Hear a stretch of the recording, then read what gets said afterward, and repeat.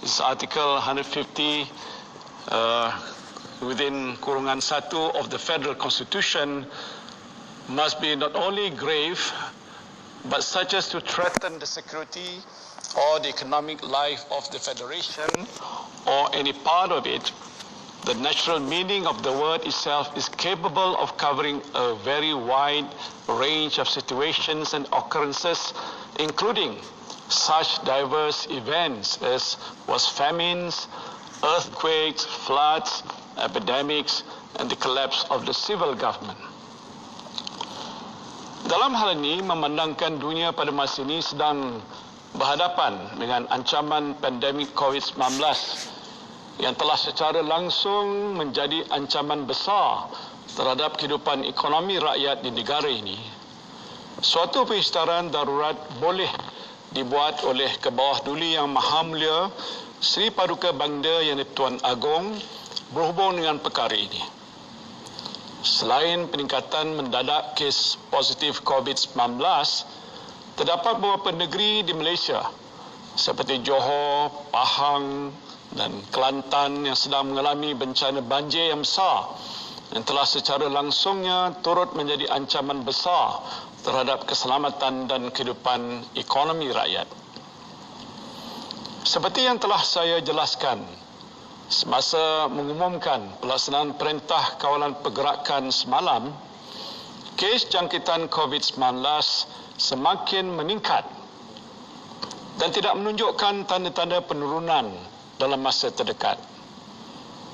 Oleh itu, kerajaan perlu mempunyai kuasa-kuasa tertentu bagi memastikan wabak ini dapat dibendung dengan lebih berkesan dan perkhidmatan kesihatan yang disampaikan kepada rakyat tidak lumpuh.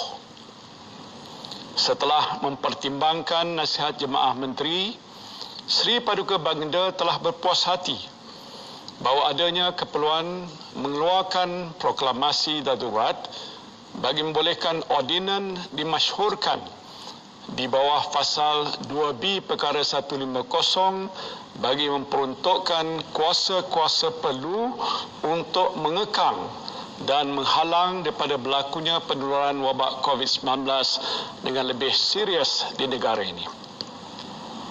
Saudara dan saudari yang saya kasihi sekalian, izinkan saya memberikan penjelasan lebih lanjut mengenai bentuk darurat yang berkuat kuasa di negara ini. Ingin saya tegaskan bahawa darurat yang diisytiharkan oleh Kebawah-Duli Yang Maha Mulia Sri Paduka Baginda Yang di-Pertuan Agong bukanlah suatu bentuk rampasan kuasa tentera. Perintah berkurung juga tidak akan dilaksanakan. Sebaliknya, sepanjang tempoh darurat ini, kerajaan awam akan terus berfungsi. Let me assure you that the civilian government will continue to function. The emergency proclaimed by the Yang di-Pertuan Agong is not a military coup, and curfew will not be enforced.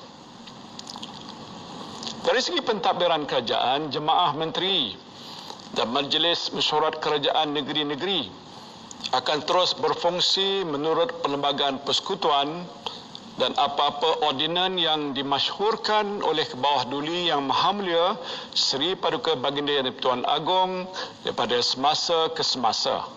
Saya memberi jaminan bahawa jentera pentadbiran dan perkhidmatan awam kerajaan persekutuan dan kerajaan-kerajaan negeri tidak akan terganggu dengan pengisytiharan darurat ini.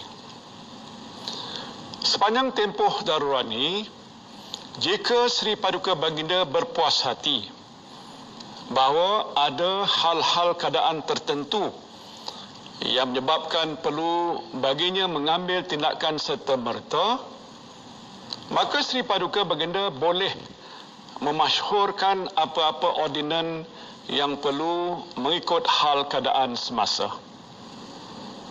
Dalam konteks ini, beberapa ordinan darurat boleh dimasyhurkan oleh Kebawah-Duli Yang Maha Mulia Sri Paduka Baginda Yang di-Pertuan Agong bagi tujuan membendung wabak COVID-19 yang merangkumi hal-hal berkaitan penggunaan aset hospital swasta, mengambil milikan sementara tanah, bangunan atau harta alih hospital swasta, atau membuat permintaan untuk penggunaan sumber hospital swasta bagi tujuan merawat pesakit COVID-19.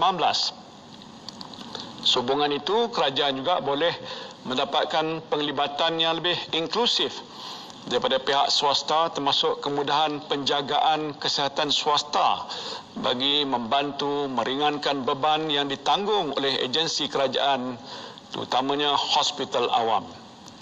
Menerusi ordinan ini, bantuan yang boleh diperolehi daripada pihak swasta meliputi sumber manusia, kepakaran, fasiliti, aset, makmal ujian dan utiliti. Di samping itu, kuasa-kuasa perlu di bawah ordinan ini juga akan digunakan untuk memudahkan urusan dan mengatasi apa-apa peraturan yang menyukarkan penyampaian perkhidmatan kesihatan awam secara pantas, cekap dan berkesan dalam pandemik ini. Suatu ordinan juga boleh dimasyhurkan untuk memperuntukkan kuasa penguatkuasaan kepada Angkatan Tentera Malaysia selain kuasa yang sedia ada, mengikut kuasa-kuasa yang diperuntukkan kepada Polis Diraja Malaysia di bawah Kanun Tata Cara Jenayah atau mana-mana undang-undang penguatkuasaan lain yang berkaitan. Angkatan Tentera Malaysia juga akan diperuntukkan kuasa untuk membantu melaksanakan fungsi-fungsi berhubung dengan kesihatan awam dan fungsi-fungsi yang dijalankan oleh pegawai awam yang berkaitan semasa pandemik ini. Selaras dengan proklamasi darurat ini, aspek kawalan sempadan negara juga akan diperketatkan dengan memberikan kuasa kepada anggota tentera selain polis dan immigration untuk menangkap parti dan sesiapa saja yang menceroboh sempadan negara.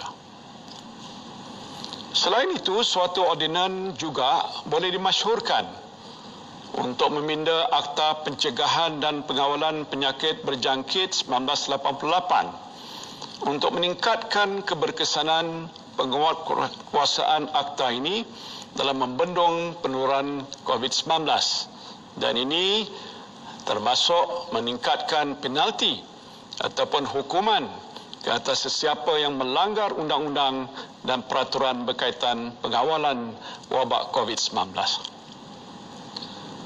Ordinan-ordinan yang bertujuan untuk memerangi sabotaj ekonomi, monopoli dan kenaikan harga barang secara keterlaluan dalam masa pandemik juga boleh dimasyhurkan oleh Sri Paduka Baginda.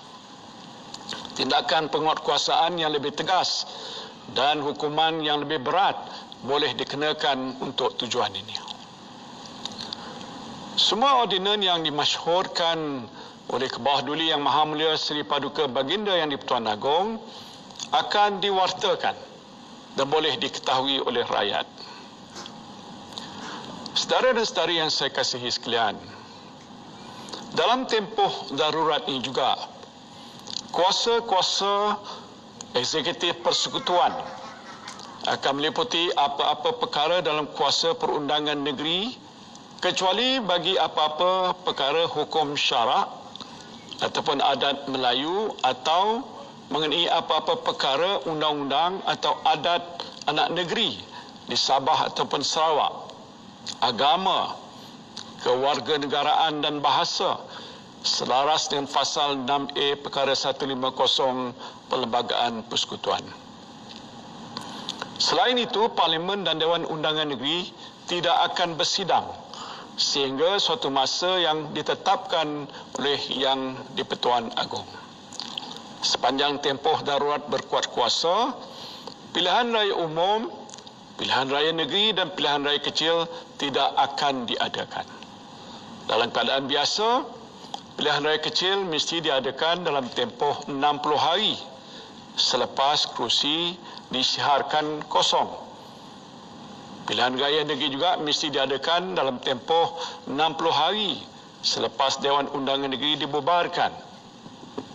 Sedangkan kita tahu rakyat pada masa ini tidak mahu pilihan raya diadakan untuk mengelakkan wabak COVID-19 merebak seperti yang berlaku selepas pilihan raya negeri Sabah baru-baru ini. Dan untuk menjamin pelaksanaan tempoh darurat dibuat secara adil dan telus, sebuah jawatan kuasa khas bebas akan ditubuhkan di bawah suatu ordinan untuk menasihati Seri Paduka Baginda sama ada darurat besar ini masih berlaku dalam persekutuan bagi meneruskan tempoh kuatkuasa proklamasi darurat atau menamatkan proklamasi lebih awal daripada tarikh yang ditetapkan. Saudara dan saudari yang saya kasihi sekalian, mutakhir ini terdapat pihak-pihak yang mendesak supaya pilihan raya diadakan. Saya tidak berniat untuk tidak mengadakan pilihan raya. Perkara utama yang menghalang saya daripada menasihati ke bawah duli Yang Maha Mulia Seri Paduka Baginda Yang Di-Pertuan Agong agar membubarkan parlimen untuk membolehkan pilihan raya diadakan ialah pandemik COVID-19. Keputusan untuk tidak mengadakan pilihan raya semasa pandemik COVID-19 ini masih menular ini adalah selaras dengan satu daripada 5 prinsip maqasid syariah, iaitu menjaga nyawa ataupun hifzun nafs.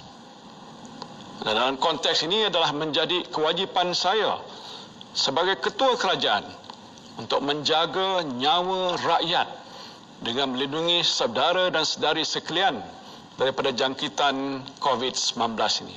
Ini adalah kemaslahatan yang paling utama yang dituntut oleh agama Islam.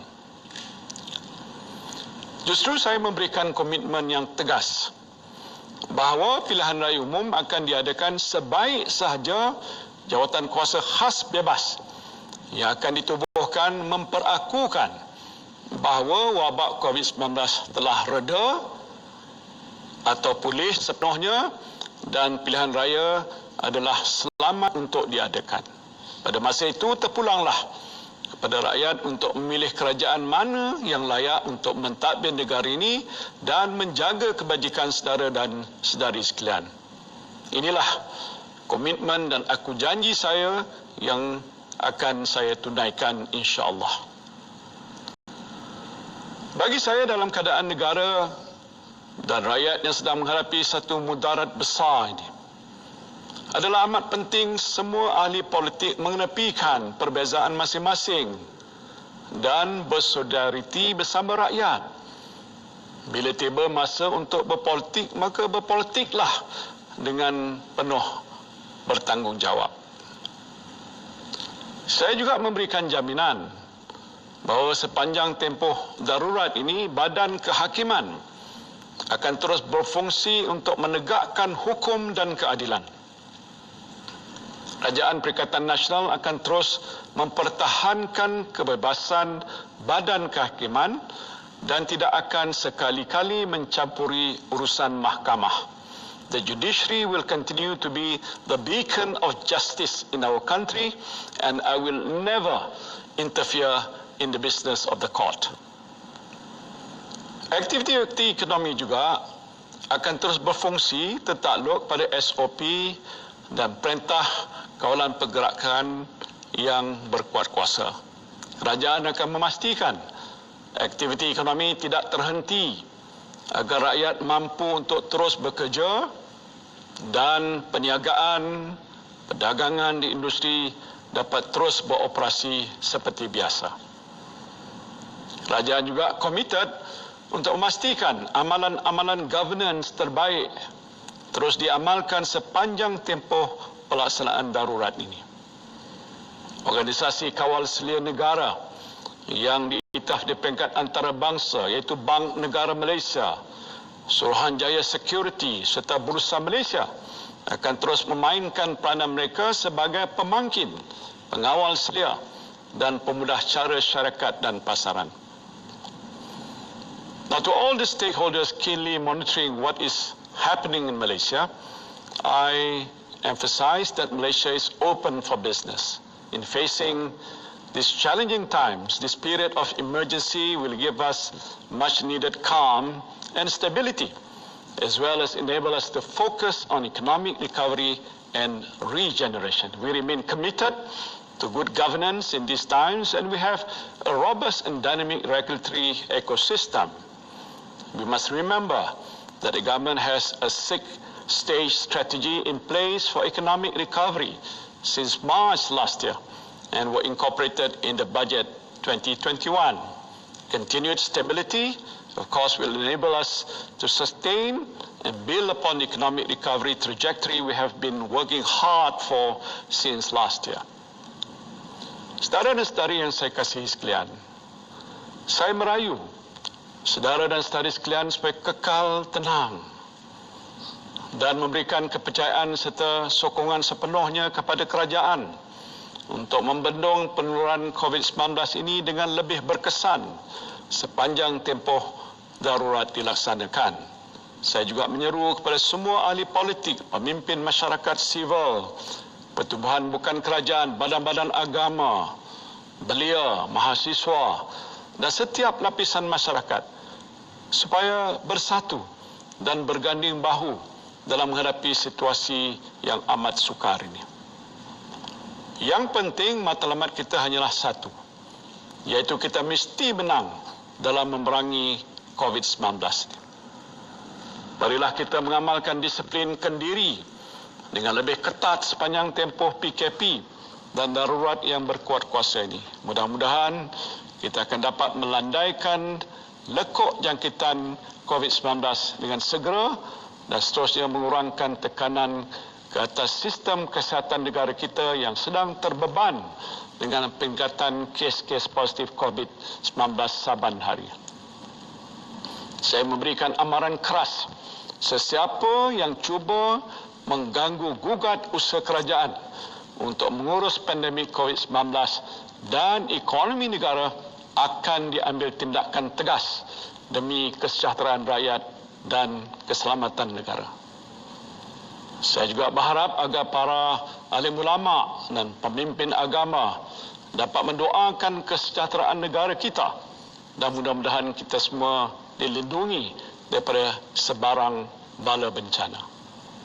Saya bagi pihak kerajaan sekali lagi menjunjung setinggi-tinggi kasih di atas keprihatinan dan kebijaksanaan Kebawah Duli Yang Maha Mulia Seri Paduka Baginda Yang di-Pertuan Agong dalam memperkenankan pengisytiharan darurat di bawah perkara 150 Perlembagaan Persekutuan bagi menangani pandemik COVID-19 dengan lebih berkesan. Saya berdoa semoga Kebawah Duli Yang Maha Mulia Seri Paduka Baginda Yang di-Pertuan Agong, Raja Permaisuri Agong, putra dan puteri tuanku, seluruh kerabat duli tuanku dan sekalian rakyat jelata terus dilindungi oleh Allah Subhanahu wa taala. Mudah-mudahan wabak COVID-19 ini yang sedang pun melanda negara kita segera berakhir. Amin. Amin ya rabbal alamin. Terima kasih. Wabillahi taufiq wal hidayah. Wassalamualaikum warahmatullahi wabarakatuh. Wadah ilmu sepanjang hari. Berkongsi santapan sanubari. Pastinya hanya di IKIM. Inspirasi Inforia Islami.